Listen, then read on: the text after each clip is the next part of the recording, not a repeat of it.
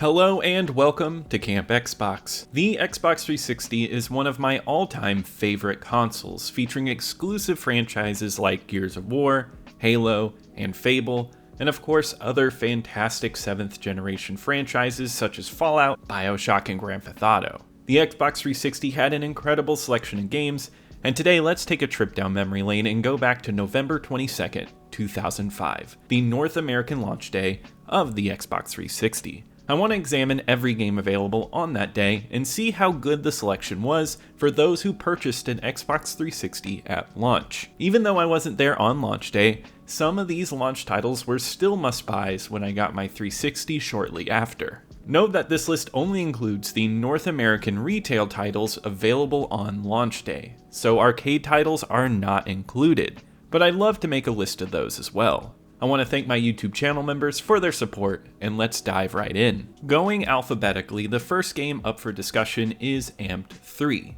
It was published by 2K and developed by IndieBuild. This game continues the snowboarding franchise exclusive to the original Xbox. Amped 1 and 2 were great extreme sports games, but Amped 3 takes the same gameplay and adds a silly twist, with varying art styles that can jump from claymation to 8-bit to scrapbook. Amped 3 is an insane game for art design and comedy. This quality is endearing, and it makes this game stand out amongst other sports titles in this lineup. In this game, you create a customized snowboarder and join a group of friends to become one of the most famous snowboarders in the world. You must complete challenges and tournaments to earn respect and climb the ladder of success. Amped 3 offers a range of mountains where you can grind and perform tricks off jumps freely. You can also choose to bounce around from challenges and story missions. Story missions are a great way to experience the crazier side of the game, but the challenges are equally enjoyable. These challenges require you to perform high-scoring tricks or perfect lines, all with their own unique art style. I love that this game has you trying so many different challenges, with some looking like an old-school RPG or a hippie style. You never know quite what you're going to get with this game, and it oozes mid-2000s random humor, but it's charming. The controls in this game are excellent, and transitioning between tricks is seamless. The game even features a manual-like move that connects tricks similar to the Tony Hawk games.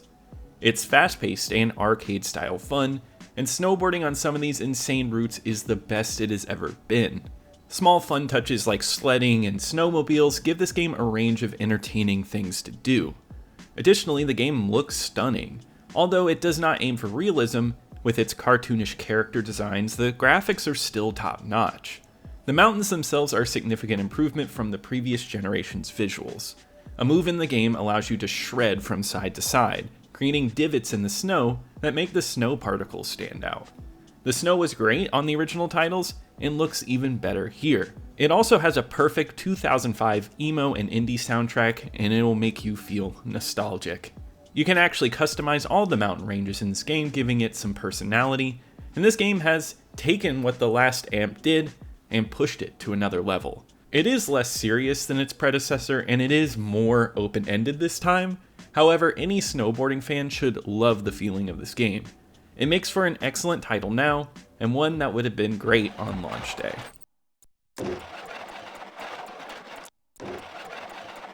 Sweet!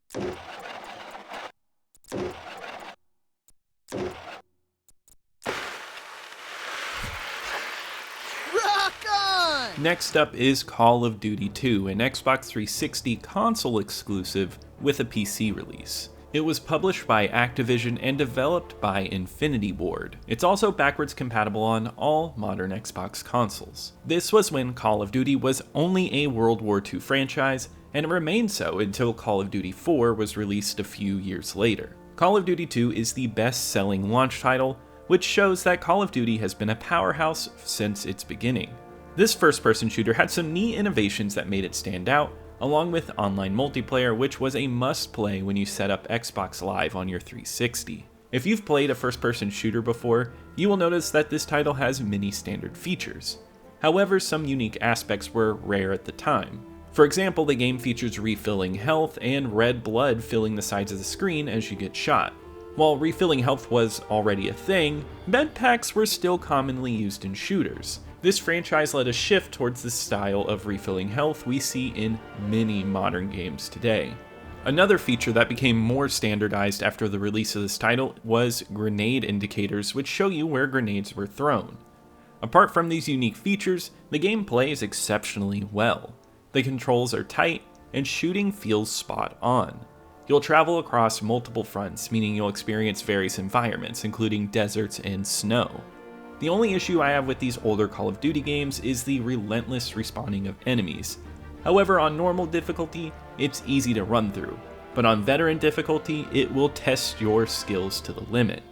The game's plot isn't really captivating, but the thrilling action sequences and varied locations keep you engaged until the end. Although it may not be the most visually impressive launch title, the game's environmental details are noteworthy. Exploring buildings and corridors reveals intricate details that make the game more realistic and immersive than in previous generations. I'd also say the game has an exceptional sound design, with realistic gunfire, grenade explosions, and vocal performances that capture the chaos of war. The game's military score is also outstanding. Call of Duty 2's online gameplay is quite basic compared to today's standards, and it is less popular going back to than in newer versions, which still have online communities. Some people still enjoy playing it though. When it first launched, this game was lively and captured the first-person shooter combat and tight spaces gameplay very well. It sold primarily just because it allowed players to compete against each other with their friends online. And honestly, it's an excellent playing first-person shooter. Although Call of Duty 2 is now dated for first-person shooter games, even compared to something like Modern Warfare in 2007, looking back at it, it still can be an enjoyable game, and allows you to appreciate some of its innovations that it brought.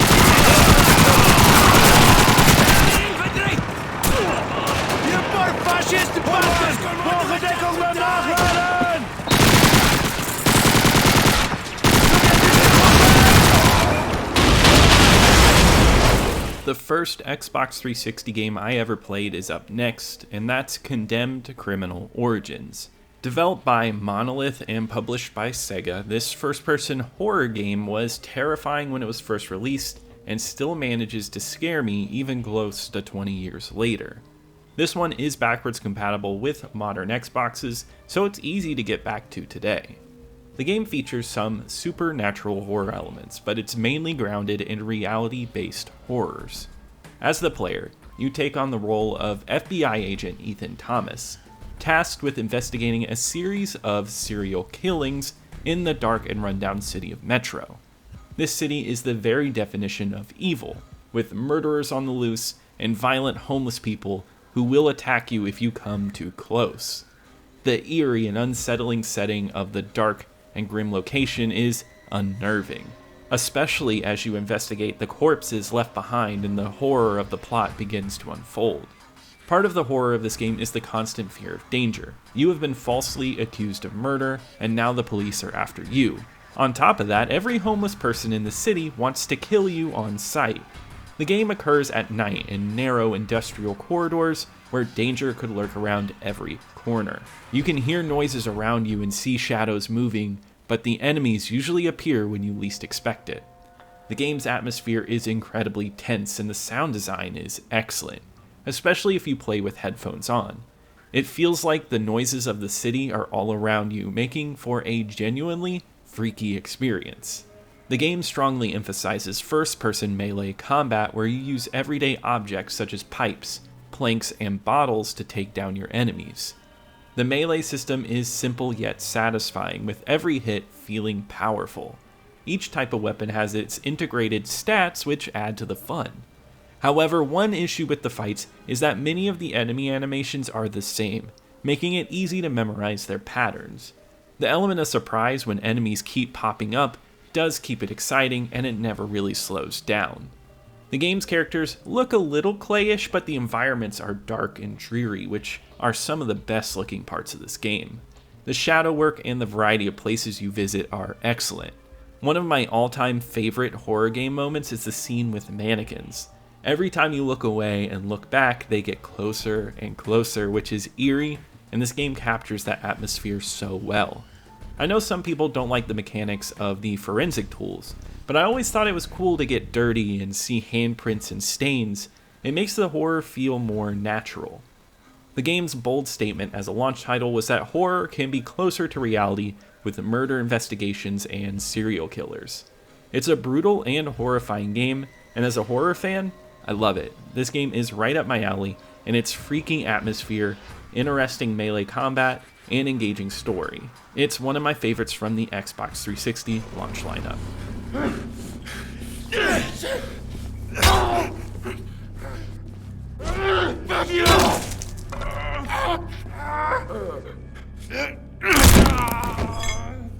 first sports title in this lineup is FIFA 06 Road to the FIFA World Cup, developed and published by EA. First of all, I should let you know that I do not know a lot about soccer and have only played arcade soccer titles. My perspective on this game is that of a non-fan. This game might interest you if you're into soccer or a football enthusiast. However, from my point of view, it's nothing exceptional, and there's an underlying issue here that we will see a lot more with other EA sports titles at launch. The game looks great, with solid character models and player shadows. The camera view is mostly pulled back to a TV-style layout, which works well for the gameplay and gives a nice field view. Kicking and passing feel good with solid movement, making it great to move around from goal to goal. The minimap that shows players' positions at the bottom of the screen is a nice touch too. The announcers do a great job and the stadium ambience is excellent. If you were a FIFA fan in the past, this game would be a great choice as it plays well and can be played with friends. I wouldn't recommend this game solely because it lacks modes aside from quick play, Road to World Cup, Tournament, and Practice mode. There is no create a player, no superstar mode, or anything remotely like that. It's a basic package which only offers a little extra to do.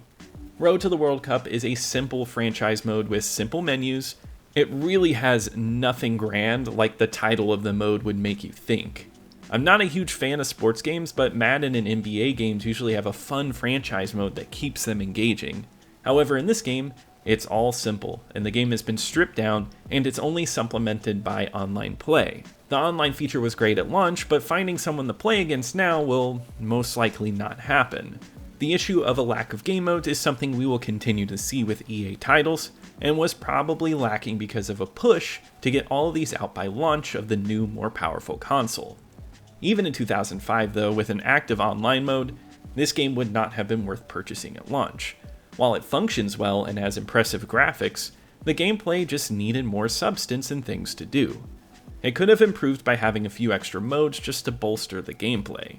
If you're a fan of soccer games and you're looking for a 360 release, I'm confident that there are much better options that came out later.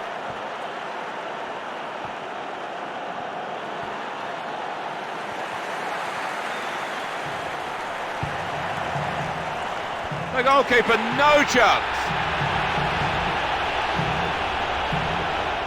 Gun is the next game that I'm talking about. It was published by Activision and developed by Neversoft. It's a Western-themed game that if you've watched my Westerns on the original Xbox video, you know I love a good Western. This version is the upgraded Xbox 360 edition of the game. Other versions were released for most major consoles then, but this is the only 7th generation console edition. Compared to the Xbox version, the Xbox 360 edition offers a major upgrade in terms of frame rate, with minimal frame rate chug even in larger expanses. Additionally, this edition features better graphics with higher fidelity and further draw distances. With this in mind, the areas can feel emptier, but it's a better trade-off over inconsistent frame rates. In Gun, you assume the role of Cole White in the Old West of the 1880s. Cole encounters various characters and discovers hidden plots and evil antagonists along his journey. The game incorporates storylines from classic Western films and presents them on a grand scale. What I appreciate about this game is its diversity of missions and adventures. You could be defending a carriage from Native Americans at one moment and hunting down wolves in the next.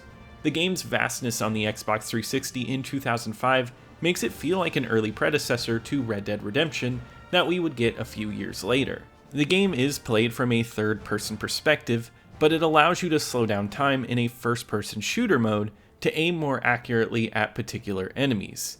The controls are responsive, and the shooting mechanics are excellent, especially with the wide variety of weapons available to take down your foes. The gameplay is engaging due to the small details that make the game world feel huge. You can visit the saloon to gamble, mine for gold, or even deliver packages for the Pony Express. These activities earn you money, which you can use to upgrade your characters, making the game feel like an RPG. The horses in the game are one of the best features. They have a stamina meter, and if you push them too hard, they can tire out. So you need to manage your horse's speed while keeping it healthy. All horses are easy to control, and racing with them is fun. The game world of this game feels cinematic, thanks to the fantastic score. The score is grand and makes the game feel huge, especially with the voices of Thomas Jane, Chris Christopherson, Ron Perlman, and many others. Neversoft went all out to make this game feel big, and that's how it felt to me when it first released. I originally owned the Xbox version, and I played it to death, as well as the PSP version, and I've also earned every achievement in the 360 version, so I'm a huge gun fan, and I highly recommend trying it out. I always find this game endlessly replayable, and it's a gem in the launch lineup. If you picked it up day one, you had a good game with your 360. Sweat. Behind you! Swap some money, huh? What's wrong, kid? Oh, done, boys. Next is Kameo Elements of Power, the first of two rare games on the Xbox 360 at launch.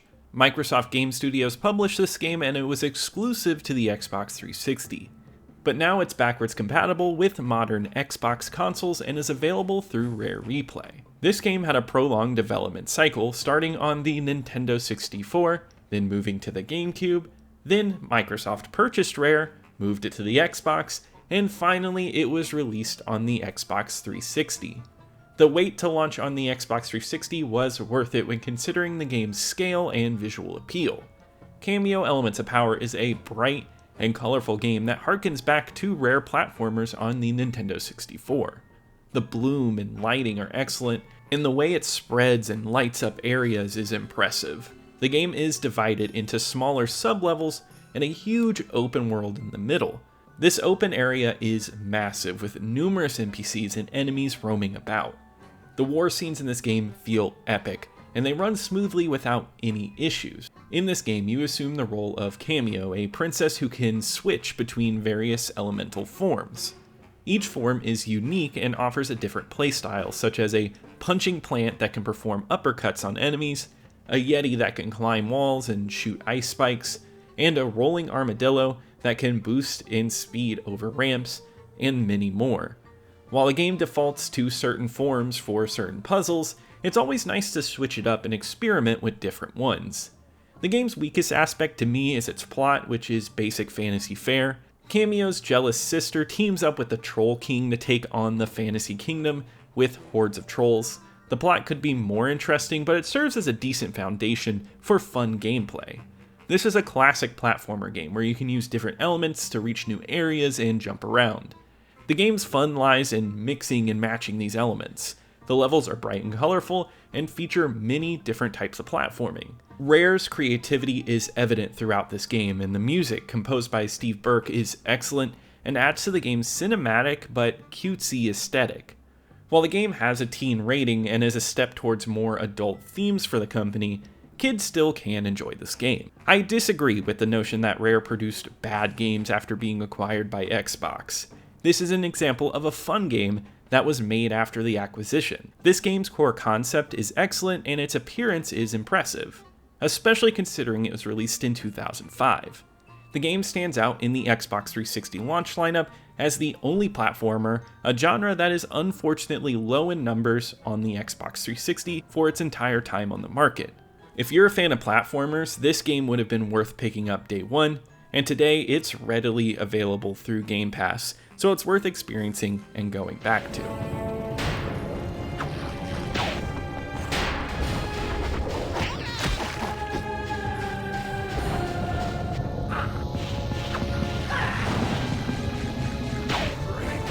We have another sports game next with Madden NFL 2006, published and developed by EA. This is the only American football game that was released at launch, and it was a huge console release, especially in the US, where it was the second best-selling game at launch, right behind Call of Duty 2. Unlike soccer, I am familiar with football and have played many of these titles with my football-loving family. In my opinion, Madden 06 feels like more of the same, just with the Xbox 360 version looking great for its time. The animations are jagged, but the players and field look amazing. It was top-notch stuff then, and it feels like EA went all in on the graphics, but unfortunately, they forgot to add anything else. Madden 06 suffers from the same issues as other EA titles at launch. It lacks exciting game modes.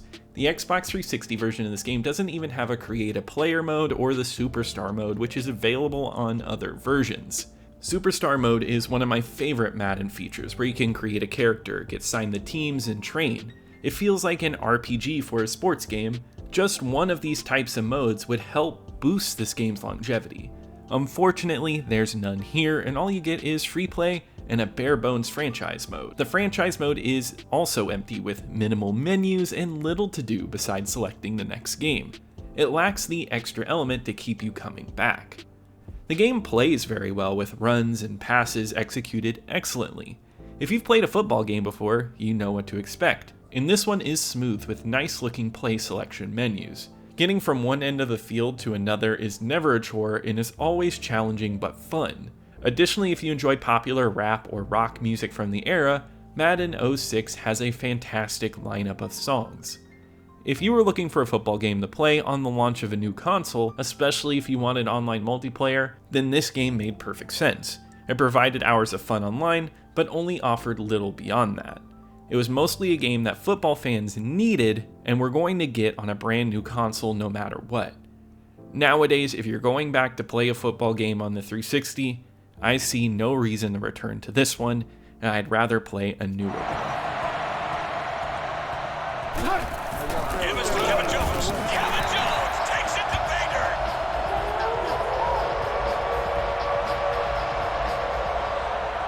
The first basketball game we're discussing today is NBA 2K6, and this one was not made by EA. It was published by 2K and developed by Visual Concepts. Interesting enough for me, the launch lineup of sports titles included some great basketball games. As someone who doesn't follow the sport, I usually don't play many basketball games except for NBA Jam. Both this game and the next one are solid. Unlike NBA Live, which is an EA title, 2K offers much more to do. To start, 2K has a more arcadey feel than NBA Live, which I appreciate. You get to create your character, and I decided to make the shortest character possible. The result was one of the funniest things I have seen in a sports game. You can lead your custom character into the 24/7 Road to EBC mode, where you train and play different basketball modes. This mode is similar to Madden Superstar mode, and I love that it gives off an RPG feel, making it feel more like a fully rounded video game. The controls in 2K6 are fluid, and shooting and passing feel solid. It's fast-paced, not fully arcadey, but a simulation with a hint of arcade feeling.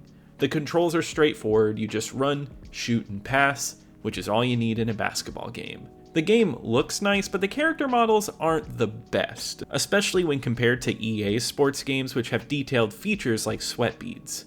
This game feels like it has lower quality graphics. The developers have tried to make the clothes move independently from the body, which is a graphic upgrade, but it looks silly instead of realistic. However, the stadiums look great, and they have the best arenas and lighting for a sports title on the 360 at launch. So with that, I would say that this is definitely an upgrade from the last generation. NBA 2K is a sports game that offers various game modes, including Road to EBC, Franchise, Season, Practice, and Street mode.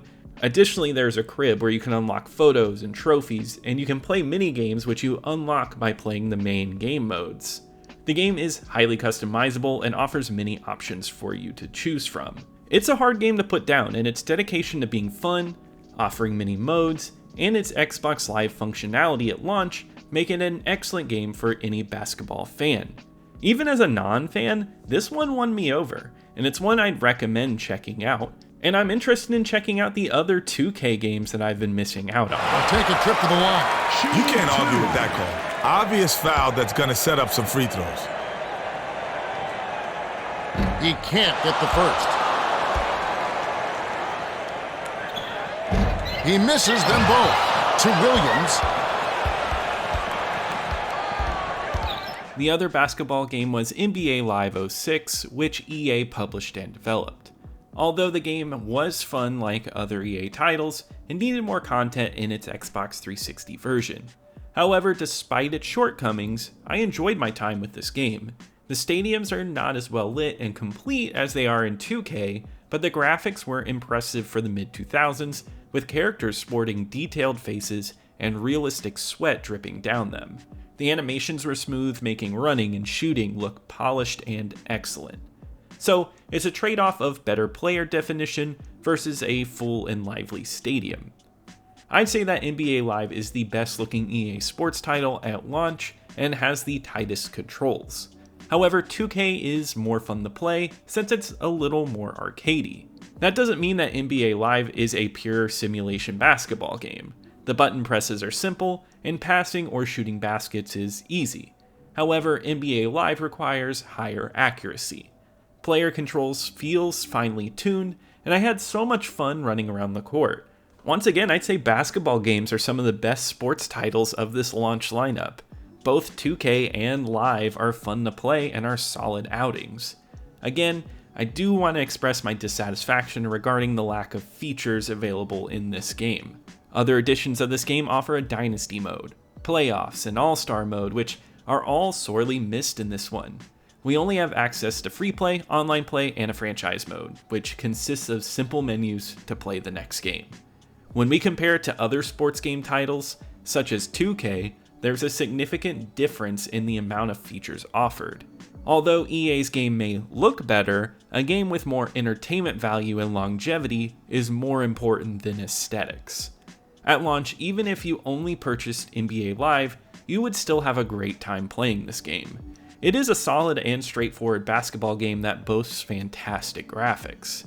I also like the feature that allows you to shoot practice hoops while waiting for your games to load. If you had purchased both NBA titles, you would have a lot of fun, but I do not see any reason to do that. The core gameplay is too similar to justify separate purchases. It really depended at the time if you wanted to play this over Xbox Live with your friends and what game they were choosing to play. Nowadays though, 2K is superior due to the added content and fun bonus touches like the crib. NBA Live was the weaker option of the two at launch, and going back now. Williams again, and rebounded by Wallace. Well, they did a nice job offensively, Marv, but they just did not finish the play. Rip Hamilton. Next is Need for Speed Most Wanted, another game developed and published by EA. This is part of the popular Need for Speed series, which peaked during this game's release, and Most Wanted lives up to its reputation. In this game, you play as a street racer in the city of Rockport. Your ultimate goal is to make it to the top of the Blacklist, a list of the city's most notorious and dangerous street racers. You must complete various challenges and races to climb up to the top. Although the story is not entirely original, it is enhanced by its wild cutscenes. The game uses full motion video with a cartoon overlay, giving it a unique and entertaining feel. The acting is goofy and cheesy, but it adds to the game's overall fun. It reminds me of a cheesy street racing movie and is an excellent game for lighthearted entertainment. It never takes itself too seriously and is a good time all around. As far as the racing goes, it's absolutely fantastic. The controls are perfect with turns and acceleration feeling great. Need for Speed has always been a good choice for some arcade racing fun, and this game is one of the best on the Xbox 360, especially at launch. All the races are great and the city you drive in is fantastic. It gives me the same feeling as when I drove around in Burnout's Paradise City. It's no Paradise City, but it's an excellent free roam layout. It goes for a more urban city than openness. The city looks dark and grimy, but it looks excellent, especially the car graphics, which are an absolute step up from the last generation. The reflections on the cars are fantastic, and the damage is top notch. This game truly pushed what the Xbox 360 could do when it launched. This game is one of the best on the Xbox 360 at launch. One of the best aspects of this game is the cops chasing you while you drive. This makes the game extremely challenging as the AI can be ruthless. However, this challenge makes the races so intense and exciting. Besides the engaging story mode, there is a challenge mode that requires you to face long car chases or finish certain races in first place. So in addition to the primary career mode, you have another layer of challenges to take on. Need for Speed Most Wanted is an exciting racing game that was one of 3 racing titles released at this console's launch. It's difficult to determine which of the 3 racing games is the best because they're all great. This one is undoubtedly fantastic. The game offers an enjoyable arcade-style racing experience with a cheesy yet unique storyline. The graphics are excellent, and the mid-2000s soundtrack is outstanding. Even now, I find this game entertaining, and it's no wonder it was the 3rd best-selling game at the Xbox 360's launch. I'm sure everyone who picked it up had a blast with it, and it's a racing game that is worth playing and experiencing today.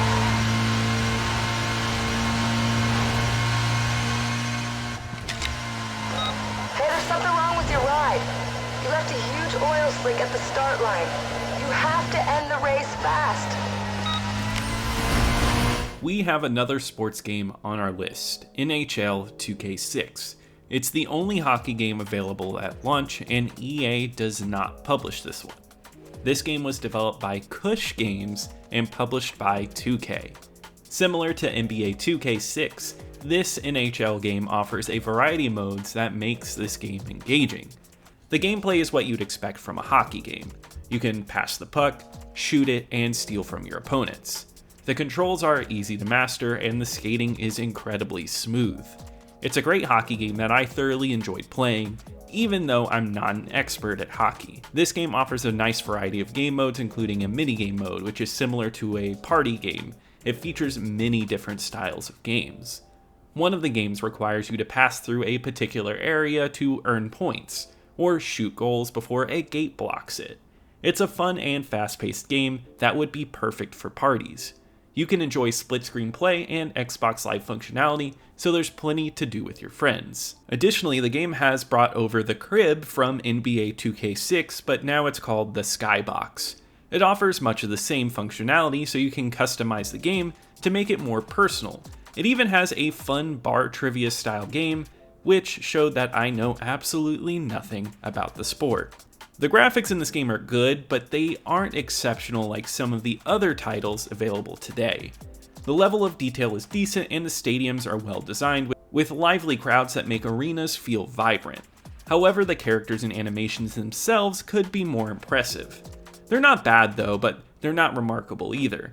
It seems like during this launch lineup, 2K prioritized gameplay over graphics. When the game was released, it depended on whether you were looking for a title showcasing the next generation of gaming, or if you just simply wanted a fun new game to play. NHL 2K6 is an enjoyable and entertaining game, much like NBA 2K. It has a variety of modes to choose from, including a solid franchise mode that gives you the feeling of being a manager. Hockey fans at launch would have had a blast playing this game, and even today, it's still a lot of fun. However, if you're looking for a hockey title on the 360, I'm sure some of the later titles are going to have better game modes and better graphics. Stillman getting position. Graham, glove save, and he made it look easy. He plays it up to the center, and they're attacking, looking for a chance. He passes to the... He scores! And they go ahead here. 2 goals in the first period. Next up is Perfect Dark Zero, another Rare game published by Microsoft Game Studios. This is a first-person shooter and prequel to the classic Nintendo 64 game Perfect Dark, which is one of my all-time favorites. This game is backwards compatible and can be accessed through Rare Replay. The game follows the story of Joanna Dark, a bounty hunter at the Carrington Institute who is trying to stop Datadyne from stealing an ancient artifact. Throughout the game, you'll embark on various missions with different goals that require shooting, stealth, and gadgets to defeat your enemies. The game has a James Bond-like theme with a sci-fi twist making it fun. The sci-fi aesthetics of the gadgets and cityscapes give the game an excellent style while still allowing for a touch of goofiness. Perfect Dark Zero follows the same mission style as the classic Nintendo 64 game.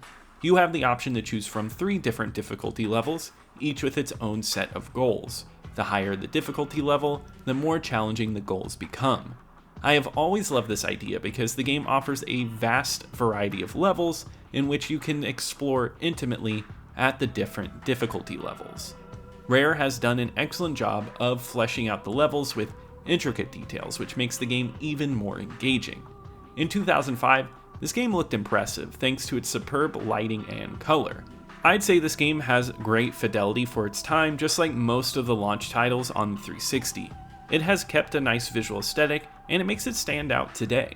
This game is a first-person shooter with tight controls and great aiming mechanics. However, its unique gameplay choices set it apart from others in the genre. For example, it features a cover-based system where taking cover switches the camera to a third-person perspective, allowing you to aim around corners easily. Additionally, it has a dodge roll function that enables you to avoid enemy fire with a click of a button, something not commonly seen in first-person shooters at the time. It's fun just rolling right along through levels. What makes this game stand out is its distinctive style.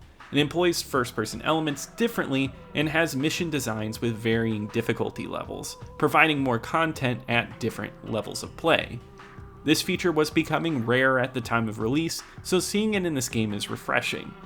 The multiplayer aspect was a huge part of the gaming experience, both online and offline. I've personally played this game online and it was a blast with its highly detailed maps. This game offered a ton of different modes to play, but my favorite was always Team Deathmatch. However, I also remember the Capture the Flag mode being a blast.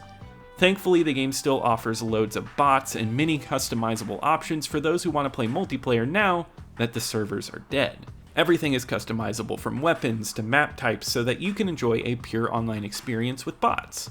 Although the bots spam the dodge roll a lot, it's really funny to see. The multiplayer is one of this game's best aspects, and playing it offline, especially now, is excellent. This game also has a great electronic score, making Perfect Dark Zero a game full of songs that can be listened to independently. This Xbox exclusive was a surefire good time at launch, and even today. It's readily accessible to play now, and I highly recommend checking it out. Help over here! Freaking idiot! Get away from the bench! Should've listened to me. Next, we have a game based on Peter Jackson's King Kong movie titled Peter Jackson's King Kong: The Official Game of the Movie. What a mouthful. This game is an exception to most movie-based games' bad reputation, and it stands out amongst them. Ubisoft, the publisher and developer, boldly challenged the gaming conventions of its time instead of just cashing in on the popular IP. Even better, this game is playable on the latest Xbox consoles, and I highly recommend checking it out. In the game King Kong, the plot is taken from the movie of the same name. The game begins on Skull Island, where you play as Jack Driscoll, a B-movie screenwriter brought there to work on a film with his director, played by Jack Black, and also work with the actress, who is played by Naomi Watts. Once there, they discover the giant monkey King Kong, and the game becomes a fight for survival.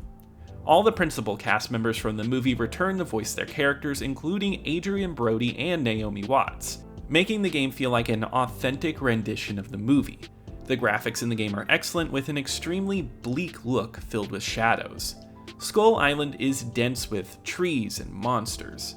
The game does a great job of making you feel like you're in an insane monster flick. Giant bugs, crabs, and mosquitoes will flood the screen, and they are no joke regarding difficulty, especially when you get around to fighting dinosaurs with spears. The challenge in this game is not only due to the monster's health, but also because there is no heads-up display. This means you cannot see your health or ammo levels, making the game stand out even in today's gaming world. You can tell how much ammo you have left based on your character's dialogue. He will say if he has a lot of ammo, or if he's only down to one magazine. When you take damage, your vision becomes increasingly red, which is similar to Call of Duty 2. The absence of elements blocking your screen allows the game to take a more cinematic approach to gameplay. You can become fully immersed in these terrifying environments as you fight off the monsters. It's a first-person shooter game where ammunition is scarce, so players must use things like spears to defeat enemies. The game doesn't have a reticule to aim, which makes it challenging to use. However, I am okay with the learning curve here because the game is dedicated to its lack of HUD. I appreciate it as a game that is trying something new and doesn't take a step back to make you comfortable. The game also has third-person levels where you get to play as King Kong, which adds variety to the gameplay. The shooter gameplay is well done and looks great, especially for a movie tie-in title. This game did an excellent job capturing the actors' faces and creating an immersive environment. The rolling waves of Skull Island make it feel huge. The music is bombastic and cinematic, making for an excellent game for fans of the film. King Kong is a launch title worth checking out, which is surprising for a movie-based game. The game doesn't have multiplayer, but the simple single-player experience is excellent. I appreciate that it pushed boundaries when gaming moved into the next generation. It was great then, and it's well worth trying now.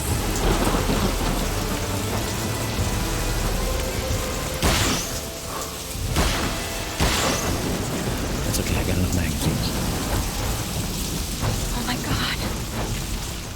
If you're a fan of the channel, you probably know I am a massive fan of the Project Gotham racing series. And the greatness of this Xbox exclusive franchise continues into the next generation. Developer Bizarre Creations makes a smooth and well-designed racing game that offers a vast selection of real-world cars. All the car models look excellent, taking full advantage of the Xbox 360 hardware. I still remember playing this game at a demo kiosk and being blown away by all of the reflections, lighting, and cityscapes. Even now, this game looks great. Racing in locales across the globe seems incredible, and there are many different tracks to race around. Project Gotham Racing 3 is a racing game that does not have a story mode, unlike Need for Speed Most Wanted. It focuses on a simple approach where you can participate in multiple challenges to unlock money for cars and kudos points to move up in the tournament. Although it lacks a story, it compensates for it by offering various game modes for each race. You can enjoy classic races, a cone mode that challenges you to maneuver between cones to keep a point streak, elimination where the person in last is knocked out every lap, passing challenges, and much more. You are not just racing but also performing other tasks, and even in basic races, you have kudos points that you're trying to accumulate. The kudos point system enhances the racing game simulation meets arcade approach. You gain points when you perform maneuvers like drifting, drafting, or completing perfect laps. If you chain these moves together quickly enough, your points will explode from combos. Managing these maneuvers between races keeps the races exciting, even if you're trailing in first place. The handling on the vehicles is smooth and the racing experience is addictive. Project Gotham Racing 3 never hits a dead spot in its races because of this. You also get 2 versions of Geometry Wars to play in this game, which I think is a great addition. This game was launched with Xbox Live support, making it an excellent racing game with plenty to do online at the time. However, it has become a challenge to play online now, and I've actually tried to join sessions, but the servers have a lot of issues. The single player mode offers a lot of content though, making it a game I still enjoy playing today. One of my favorite features is the ability to create custom routes, allowing me to choose exactly where races occur throughout the city. The electronic soundtrack is amazing as well, featuring some of my favorite artists such as Aphex Twin and Square Pusher, and it adds to the overall experience. I am a huge fan of this franchise, and this is an all-around excellent entry that you should check out.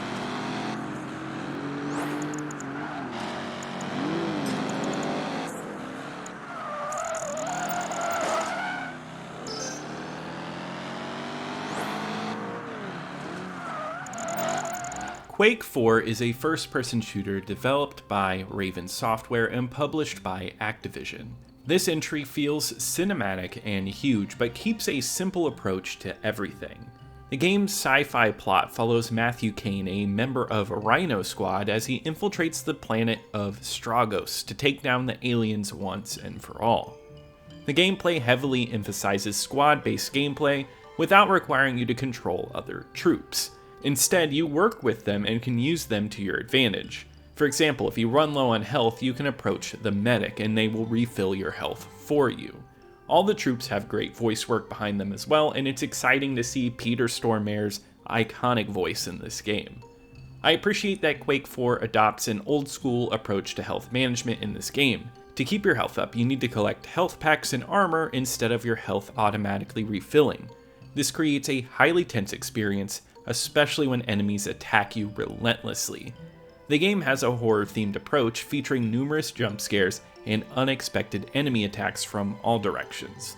While the game has narrow corridors, it also features large arenas with plenty of verticality. The game's characters and graphics are impressive, but the performance is poor. It feels like Quake 4 was rushed from PC to Xbox 360 to meet the launch date. So this game runs horribly. The frame rate drops are constant, and it's much worse than any other game that I've played on this channel with frame rate issues. If there are more than 2 enemies on screen, you can expect the game to chug, which happens frequently. I can only play this game briefly because it gives me a headache with how much it jumps around. I generally don't complain about a game with lower frame rate or occasional drops, but this is egregious. And it's quite obvious that this game was not ready to ship with the 360, at least from a single player standpoint. It's disappointing because there is a great single player mode with a fun story and weapon variety, but it's hard to enjoy it when the game is so difficult to look at. I will say, Quake 4 has a nice dark look with a cinematic approach, and it's a fun little game when it's running stably. The special edition of the game comes with Quake 2 as a nice little add-on, and this game has Xbox Live support at launch. Quake's multiplayer is always a great time, and it would have been a fantastic game to play online. If you get a chance to join someone online to play this game, I highly recommend it. However, Quake 4 is a mixed bag to me, based on how poorly the single player runs. In the launch lineup, people there day one would have had better shooters out of Call of Duty or Perfect Dark, and even now, I'd say to stick to the PC version of this game.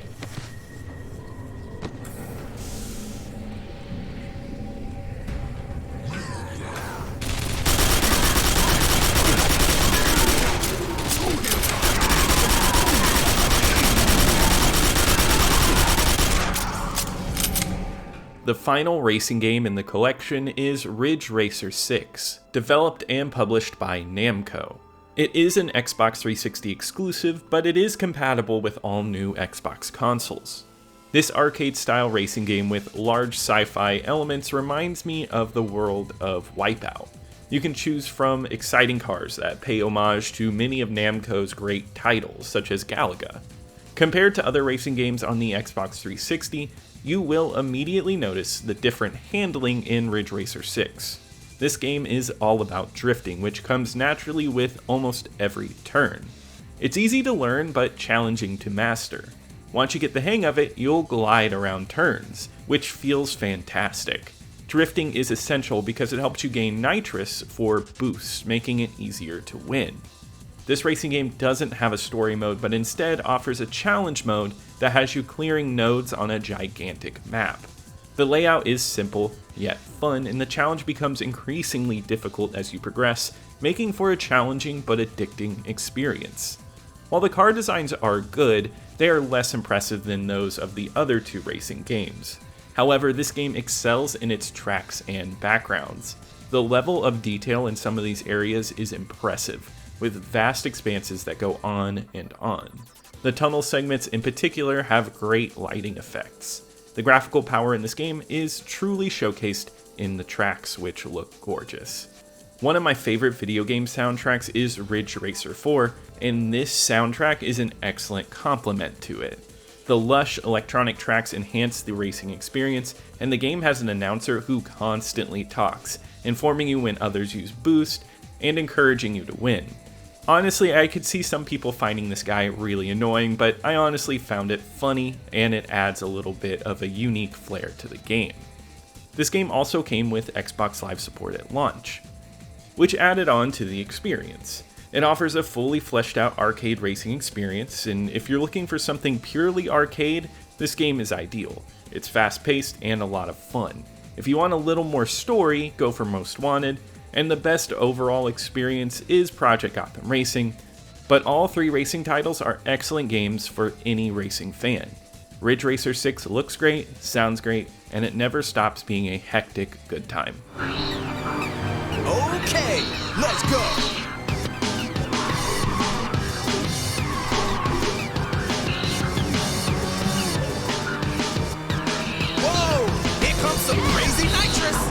Next up, we have Tiger Woods PGA Tour 06, the only golf game released among the bunch.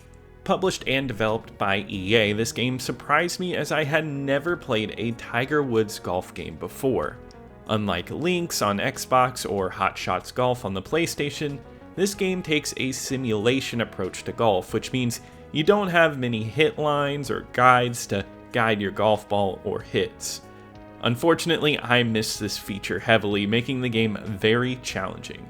Right off the bat, I realized this game is only for hardcore golf fans and may not be my cup of tea.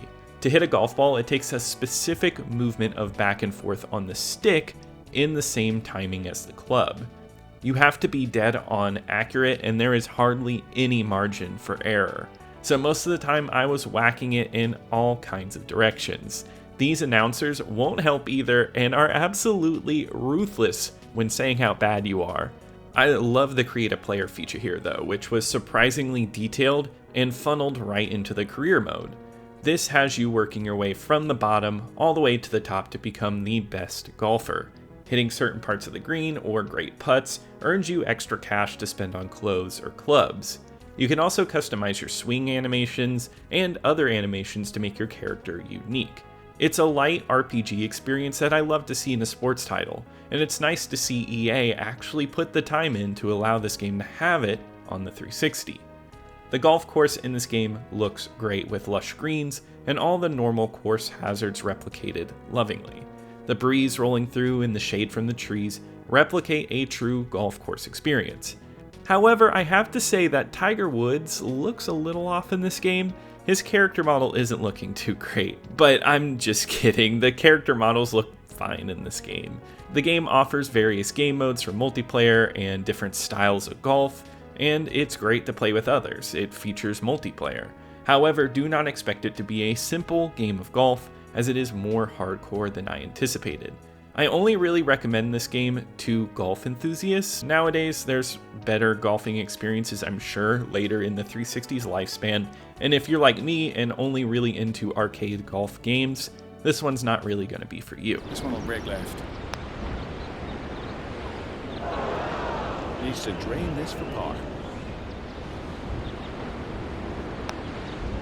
This is some of the worst putting I've ever seen.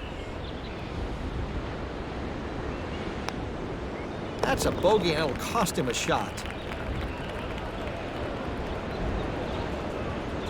The final launch title for the Xbox 360 was Tony Hawk's American Wasteland, a port of the last generation skateboarding game developed by Neversoft and published by Activision. I have fond memories of playing this game and being excited about it back in the day.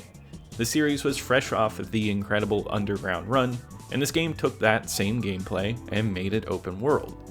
The game is set in Los Angeles, and you play as a skater who wants to make it big. You slowly learn moves and become better to become the greatest in LA. The story is simple, but the characters stand out more and have a presence in the story. There are more cutscenes, and you feel the character arc of who you are playing. This is something I really enjoy about this game, especially when you can walk around LA and customize your character using the money you earn. The game is not without its flaws though. One of them is how easy it feels. The beginning of this game takes a long time to start up and is a huge tutorial. It can be helpful for newcomers, but it's very slow to learn all the staple moves in the series. However, once you learn all of these moves, the skating experience is perfect. The animations are smooth and look better than ever, and this is where the gameplay in the series peaked for me personally. This was the last Tony Hawk game I got immediately after it released, and it might be one of the best ones along with the Underground games. However, the game did sell a bit of a lie with the idea of no loading times and one giant world. LA is actually segmented into different levels, but they're separated by long tunnels that act as loading screens. Honestly, I think it's a cool attempt at making a lack of loading screens, and I kind of enjoy it. But I'll be honest, I think the levels here are not my favorite in the series, but they're good to skate in. This game also has a great art design, and the music is top notch. Tony Hawk games always had great music, but this one features some excellent punk tracks that make it stand out. It also looks great for a Tony Hawk game. It's not going for realism, but the Tony Hawk series has a solid, consistent look, and it looks even better on the Xbox 360 now. Other than the story, you can access Classic Mode, which offers more playtime. You can skate in different locations, including those from Tony Hawk's past. I remember feeling nostalgic about these levels in 2005, and with this game's improved gameplay, they feel great to skate around and revisit. There was also online functionality with this, but unfortunately I have not experienced it. However, I've heard that it was an absolute blast and I really want to try it out sometime. American Wasteland isn't my favorite Tony Hawk game, but it still plays great. It's a bit slow to start, but once it gets going, it provides an excellent experience, especially when you get invested in the story and care about some of these characters. I think it's a very entertaining addition to the Xbox lineup and stands out even amongst other games that were released during the Xbox 360's lifespan. Any Tony Hawk fan would have had a blast back in the day with this one, and honestly, I think it's a fun one to revisit.